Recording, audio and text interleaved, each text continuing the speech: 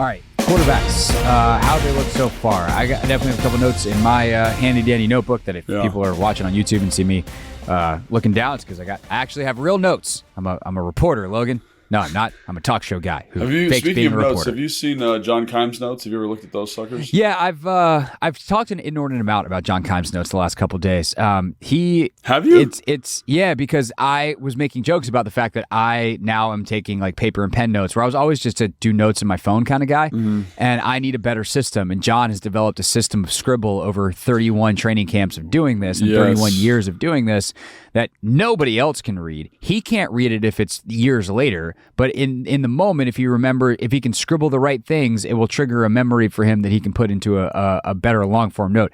So yeah, I have seen John Keim's notes, and I was actually, as folks are hearing this, I will be on the John Keim Report on Saturday. We recorded today, and I got to see some John Keim note-taking live. I also got to see the John Keim intro live. I am awkwardly standing over his shoulder for folks that want to watch that on YouTube as he does his little introduction, and then he brings me in.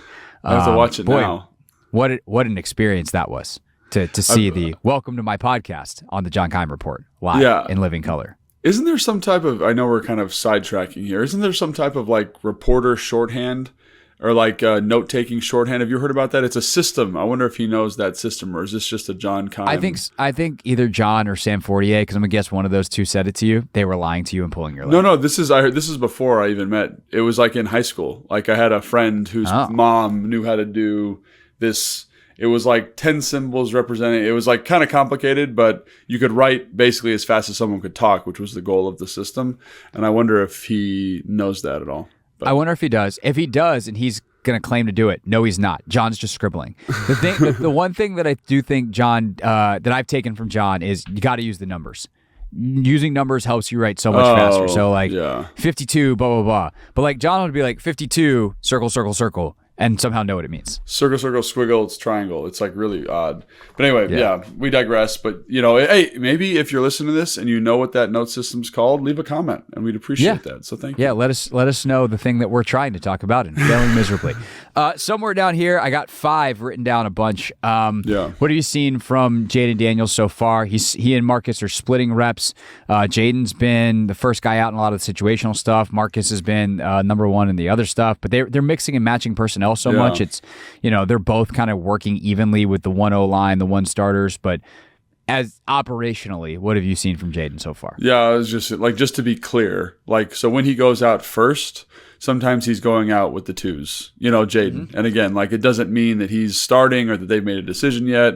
They're all kind of working evenly, and I will say they've done a really good job. In past camps, it's been like, oh, these guys are going to start, or this is what they're thinking. And I feel like this group specifically, you have an idea, but they're so good at rotating people through and kind of presenting different packages. You're kind of like, is this guy starting? Is that guy working with this guy? Or are they just working in tandem here? So I do think that I don't know if that's intentional, but that's something I've noticed a little bit this offseason. So yeah, with Jayden, I think in the red zone, man, I expected it, honestly, for him to come out and struggle a little bit over the first 2 days, and that has not really been the case. I think he's done a good job of understanding the coverage, understanding where the ball should go. Today there was one where I was all ready to be mad at him. Like he looked to the corner, it was man coverage, he didn't let it go, rightfully so. And I thought, oh, he's going to take a sack here. And he's so quick with his feet in the pocket, quick reset, and he knew exactly where the ball needed to go. So I was like, dang, that's pretty big time stuff. The way he's anticipating throws. I know this wasn't in the red zone, but he had that beautiful throw to Zach Ertz today. They had a little, kind of what I would call like a Tony concept, like an out and a go, and a high cross. It's like Y cross. It's like every high school play in the country runs it. And I was like, nobody's open. This play's dead. He anticipated the throw. Zach ran a great route, the dark arts of route running, like we always talk about, taking an awesome angle to cut the safety off. Great catch. And I just was like, man, that's cool to see day 2 of training camp. And again, it's not always with a rush, which is the other thing that we need to negotiate here with him. But I do think that his process and how he's been working through his stuff, especially when compared to Marcus Mariota, just seems to be pretty locked in. Wouldn't you say, Craig? Yeah, for sure. I think that the difference in the two of them is pretty stark. And it's the exact opposite of what it should be based off their experience levels. Like you should see the rookie struggling to decipher what is going on and where the ball should go accordingly. And instead, Marcus is out there running around, holding the ball too long, scrambling, like trying to extend plays where there's stuff to be had. And it just doesn't look nearly as fluid. I think that the other thing that really has stood out between the two of them that feels backwards based off their experience is the situational work. One thing I wrote down today in the move the ball drill. So it was 1:25 on the clock. I think they had about 50 yards. They might have lined it up at the 45, but they're midfield area. I didn't see. We were kind of in the end zone watching it, so it was hard to see exactly where they started. But 1:25, basically half the field to go, and the amount of plays that Jayden got off in that drill, it was like a 12-play drive. It was ridiculous. And the ability to manage practice there today, right? Yeah, to manage the clock like that and go like, all right, we got, this, I got to get out of bounds. Okay, hit it, bang, out of bounds. Here, we got to spike it. He managed that so well, and the sheer volume of plays they were able to get off because he was able to execute the right thing at the right time was really, really impressive. He drew defense off sides a couple times throughout practice today. Yeah. Like, there's just a command of quarterbacking and situations and kind of the game that just is so high level for a kid his age and his experience level. And that is really exciting because that stuff is harder, I feel like, to teach. And it also shows a mental capacity to process a lot of information. And we'll see what happens again. That's all fine until John Allen comes up the A gap, and then it's even worse when it's Vita Vea week 1. But to show that proclivity already is I think really impressive and I also think meaningful. Yeah, no, I think so. And again, he's not. I feel like I have to say this every time we talk about him because I think he is doing a good job. I think the ball comes out well. I think his anticipation's good. I think his footwork's been good. But he still is. There's a lot of things he still needs to work on. There's times where in 7-on-7, I think he's holding the ball a tick too long, and that's a big pet peeve of mine. Even back when I was playing, 7-on-7 because there's no rush, it's not real. But again, he's in the test that he's being provided. He's doing a good job, which I appreciate. And so again, like he's still a rookie. He's still working through some stuff. I think we've been really impressed overall. But man, he just gets it. He just gets where the ball needs to go and when it needs to be there. Someone came up to me today and says like, do you think that ball that he missed to Zach today is a bad thing? And I was like, absolutely not, because he's on time and Zach gets held. So it's not Zach's fault either. The defense probably would have got a PI. But I think like that's what you want your quarterback doing. That's what makes Tom Brady, Peyton Manning, Andrew Luck. That's what makes them great is they can throw to space, anticipating windows in the defense based on the concept. So I think he's done that well. And I think watching him more in the team setting, more with the rush, because again, that's the one thing that I haven't really seen from him. I've been really impressed with the tight window throws here in the red zone. Again, like to see more of that because that was something he didn't do a lot of in college, but it all seems to be progressing in the right way. And your comparison to Marcus, I think, is very on the nose. I think Marcus, for whatever reason, there's times where he delivers a great ball and you're like, wow, there you go. That's a guy who's played a lot of NFL football. Yeah, he had a deep ball to Terry today, and in his move the ball drill, that was money. It was money. And again, you see the talent, you see his athleticism. He had a scramble today that probably went for a touchdown. Like, it's there, but there's also stuff where you're like, dang. And so I think just the level of consistency over 2 days of practice, right? Let's just put that modifier out there, has been much higher for Jayden. For sure. I'm curious on Jayden. Like, one play that comes to mind is the end of that move the ball drill. He throws a touchdown to McNichols. It's a little late. It's a little off schedule. But I feel like on some of those plays, like Jayden has the ability to manipulate the pocket in a way that's real. That's not just because he's not getting sacked because it's training camp, but that's like real pocket manipulation. A little bit of extra time gets bought, and then he knows whether he knows or has a very high level ability to find what pops in those scramble situations. Like, oh, that's chaos. That means there's space over there. And oh, look, it's Jeremy McNichols. Oh, look, it's Luke McCaffrey. Oh, look, it's whatever guy is wide open in the end zone because something else went haywire because I've extended this play. Is that real, or is that because he's getting to, or is it because he's getting to play longer because people aren't actually sacking him? Yeah, I think it's a good question. It's hard to tell. Like, I will say on that series, there was let's just walk through it. So 3 plays before, Norrell Pollard, I think, probably has a sack, like that little stumpy kind of sawed-off explosive dude from Virginia Tech, just gets out on the cadence, swims the center, for sure a sack. Ball gets out, it's completed. Great job, Jayden. But that's in real life, that's probably a sack, right?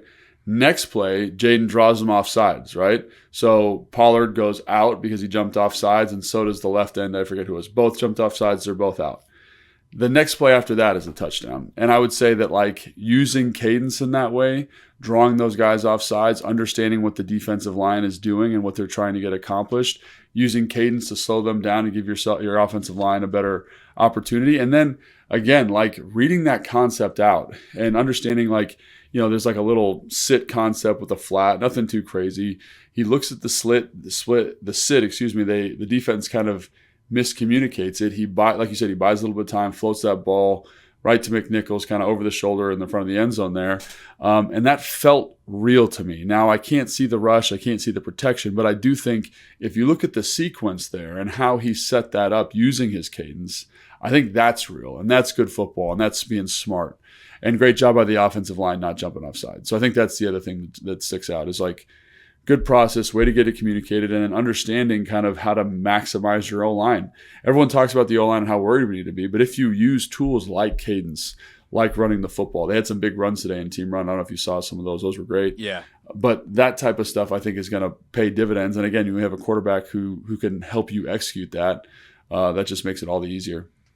Yeah, Eckler, nice big one on a duo. You're like, oh, that's duo. And I was like, oh, that's Eckler running. Yeah. Got through clean on that one. So, yeah, that was good to see today. And obviously much more excited to evaluate the running game once the pads go on. But to just from a timing standpoint, get the combinations and things right, to get things actually targeted correctly, that's good stuff and about as good as you can do this time of year. The other thing that I thought was interesting on the quarterback front before we get to a couple of other guys we want to talk about is during that move the ball drill with Mariota, he just kept going to Terry. Yeah. Terry on Forbes. Forbes had a couple of nice plays. Terry got him for the big one deep, got him for another short one. But it was a fun battle between those two, which is great.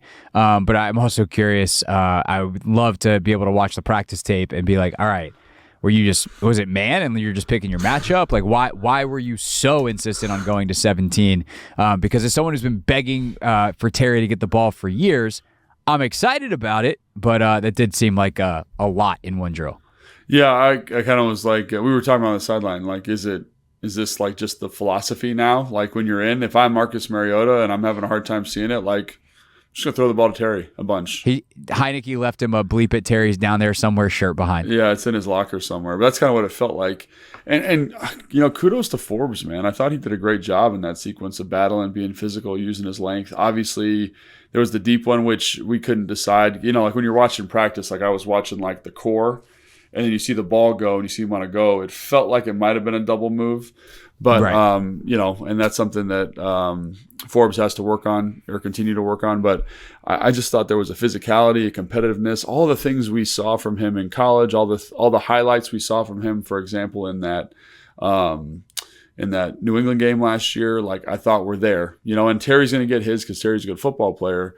But I thought that was encouraging for Terry. It was encouraging to see Mariota's confidence in Terry, but it was also encouraging to see the level of kind of dog competitor that we got from Forbes. And he's been I thought he had a good offseason, but to see that and know that they're coming after you and kind of stick in there and make plays, like I thought that was a good character moment for him. And so it was a really kind of a fun sequence. And that's, again, like it's hard to glean a ton from training camp, but those are cool moments where you're like, okay, like that's something I'm going to keep an eye on. Like has Forbes turned a corner from that competitive compete standpoint?